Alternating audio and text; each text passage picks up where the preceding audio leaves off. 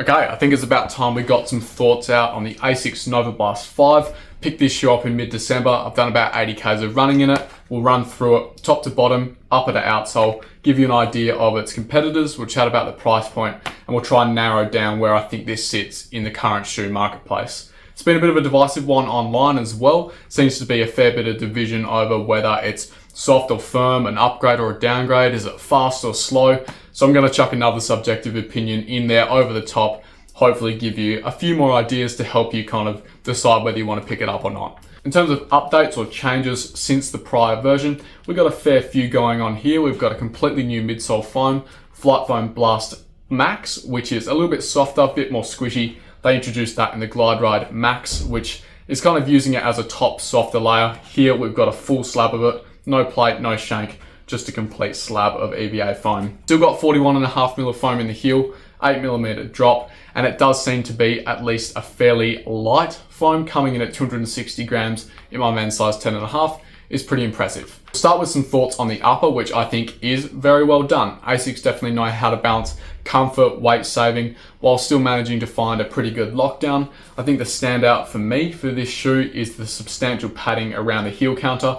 Very, very plush. A lot of memory foam in there, almost to the point where you don't notice how stiff and structured that heel counter is. It's a nice feeling being able to have that comfortable fit without it being too intrusive or kind of, firm up against your Achilles. That softness continues down the upper. We've got this neoprene style tongue, which lays very nicely across the top of the foot. The rest of the upper material is still quite flexible, quite soft. It's just a very plush experience overall. Through the midfoot and forefoot, we don't have the typical ASICS overlays, which you'd expect to find, kind of giving structure to that midfoot, almost acting like a bit of a cage to hold the foot in.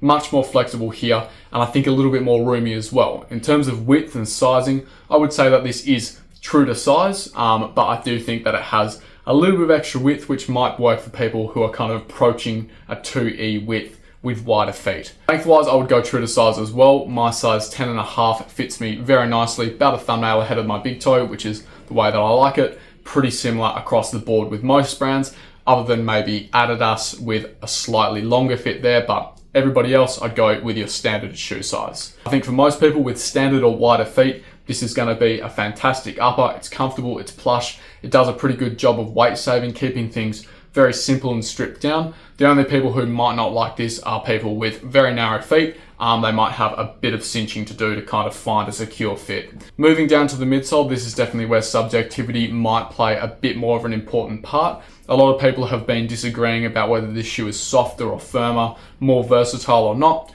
For myself, in my first 80Ks of running, I'm definitely falling on the side of this shoe being quite soft, plush, cushioned, but not really having the same versatility that the past versions of the Novablast had. To me, this Blast Max foam has a good level of squish, compression, a decent enough rebound at slow, easy paces, enough to kind of get me back out of the shoe. But as soon as I kind of step on the pedal, put a bit more force through it, I definitely do find it kind of collapsing, almost bottoming out, not really giving me enough to kind of help me along, keep me going through my stride. The Novablast 4 didn't have the best foam by any means. It was quite a dense, almost dead foam in many ways, but because it was quite firm, quite abrupt, quite snappy, you really could put some force into it, and it did have the structure to run fast and go long. Here though, for me, and I think a lot of people, we're probably going to find it a little bit too soft and mushy, kind of getting that quicksand effect. You step into the shoe, it compresses, you're ready to kind of bounce back out, continue through your stride, but the shoe's not done compressing yet. Gives you this kind of mistimed effect where you almost feel like you're running midair, and you kind of go to take a step and you kind of push down onto nothing. It's not a nice feeling. It's kind of like just chucking you off your rhythm a little bit. And that's what I've experienced in this shoe. Just a little bit too mushy for me to go anything beyond my daily training pace. The only reason I kind of bring up the versatility of the shoe is because the Novablast kind of used to be that more exciting, energetic, almost cheeky ride underfoot. You'd go for your daily training pace and it would feel good, but then by the end of the run, it was kind of urging you to pick it up, get up on your toes, see what you could do at the end, even on tired legs. But here, it doesn't really feel as inspiring. The other thing I wanted to chat about was this trampoline pod in the forefoot, which used to be quite a prominent feature of the shoe, quite a characteristic part of the shoe as well. It was quite prominent, the foam was a bit firmer, the rubber pod itself was a bit more hard, so when you kind of got up onto your toes at the end of the run, really started to punch into it, it kind of rewarded you for that. With this new shoe and a softer foam, I don't really feel like it's giving you anything extra for trying to get up onto your forefoot. That's not a big problem, it is still a really nice daily trainer, but it just, again, has kind of lost a bit of that personality that I think the Novablast had, which made it quite special. Add on top of that, the fact that we've got a couple of really great daily trainers coming out, which have plenty of personality, plenty of versatility, bit more pop, they kind of reward you if you want to pick up the pace. It does just mean that the Novablast might be isolating itself or kind of, lowering it to a bit of a different section of the market than it previously was in. So for me personally, I do think that this is a very nice daily trainer, soft, cushy, comfy. It is lightweight, so you can turn it over if you want to, but I do think that there's more inspiring models out there if you like to have a bit more snap, like to have the option to pick up the pace. I also think that it's worth noting early on that this is a decently priced shoe as well. So for it to have one function is completely fine. It's when you start paying a lot more for daily trainers where you expect it to do a little bit more. So it's not really a slight on ASICS, it's just more an observation that this is lost a bit of what kind of made the Novablast special to me. Moving down to the outsole, don't have a whole lot to say really. I'm on their farm here in the Australian summer, running on dirt and gravel roads, which is completely protective of the rubber itself. You're not going to get any consistent wear patterns there. It's only really doing a bit of damage to the exposed foam, bit of denting, but yeah, nothing really super important to report after 80 kilometers. ASICS outsole grip usually tends to be pretty durable, maybe not as grippy as Continental or Puma grip. Not a whole lot to say, unfortunately. I do think that the durability of this shoe overall should be about average. I think the softer foam will compress down a little bit faster than the Novablast 4, but I still expect to get 700, 800 Ks out of it before it really flattens out. Then we get round to price point and value. This shoe is coming in at $240 here in Australia. I'll flash the American price on the screen, which is a $10 increase from last year, $230 for the Novablast 4. It's not that big of a deal. I'm not going to cry over 10 bucks. This is still really good value for what it is. Lightweight, plenty of cushion. I think it's simple. I think it's fun. I think a lot of people, especially getting into running, this is a very easy shoe to give to a new runner, but also to veteran runners as well. This is probably the benchmark for a daily trainer right now. Used to be the Pegasus. I think this is what everybody or most brands are kind of striving to create for their consumers, or should be. It's simple, it's nice, it's light, and it's coming in at a good price. Getting right into the comparisons, which is always my favorite part of the video, there's a fair few that we can rocket through. We'll start off with the Novablast 4, which I've kind of mentioned throughout. This is softer for me, it's more plush, more flexible. I'd use the Novablast 4 for longer runs. I probably wouldn't take this much further than an hour for me because the foam would compress, become a little bit too unstructured. The Novablast 4 with its firmer feel as well has a bit more pace versatility, but this is more comfortable for those daily runs. So lose a bit of versatility, but you do gain a bit of a nicer feel on the runs that you do use it for. Comparing it to the Superblast 2, I don't think is super relevant anymore. The Novablast 4, although it didn't have great foam, it was still quite a stiff, structured ride, which had some strong similarities to the Superblast 2. You could go longer, you could pick up the pace with that kind of firmer feel.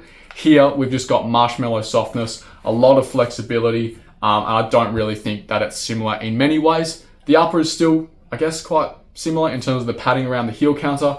But yeah, overall, this is no longer a little brother to the Superblast the way that I see it. This is now something on its own. Still a good shoe, still can exist in the same rotation. I would say that the Superblast would be my longer run shoe, bit of pacier stuff, whereas this would still hold out in the easy daily trainer space. If you're only looking at a daily trainer, I would say that the $240 for this one is probably a better pick than $320 for the Superblast. But yeah, overall, Superblast still wins out in most categories for me.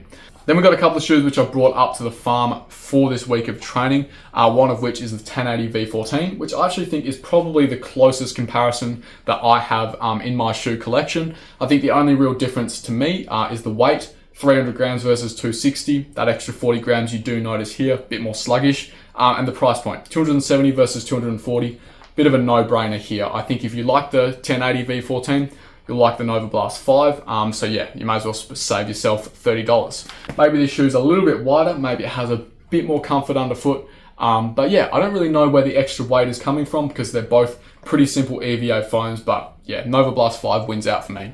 Then we got the Adidas SL2, which is a nice, simple, effective daily trainer. $180 here versus $240. This is definitely a very interesting one. I do think that the Novablast is still softer, more cushioned, more protective. This is a little bit more of that more traditional, almost snappy daily trainer. It's flat, doesn't have as much rockering. You do have to put a bit more work through your foot and ankle to kind of get this shoe to move along, but it does still have a nice plush-ish ride with a bit of response from that Lightstrike Pro. The upper on the Novablast is far superior. Bit amateurish here. You do get this kind of bulging around the ankle collar. For me, I kind of prefer the SL2 just because I like a little bit more of a direct ride. I think this has a bit more pace due to a bit of a firmer feel, but I think most people are probably going to prefer the Novablast 5. I think they're pretty much matched in terms of value. Maybe a little bit better for 180 here. Also, you can get it discounted. So yeah, close. It's going to depend on firmer, softer, a bit more work to move it through, but good as part of a rotation. Whereas this is that kind of, yeah, marshmallow soft, max cushion shoe with less weight.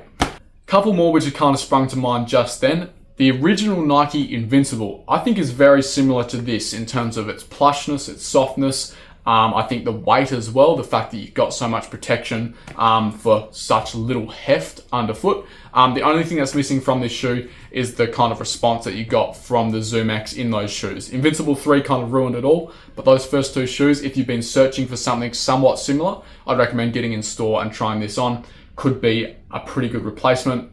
Yeah, kind of just thought of that now. The Evo SL from Adidas is probably going to be the most demanded comparison. I completely prefer the Evo SL over this shoe just because, again, I like that firmer ride. It's a bit more rocketed, has a bit more of an inspiring sentiment to it. I do feel like I can pick up the pace a bit better, go longer, feels a bit more efficient, refined for my everyday running.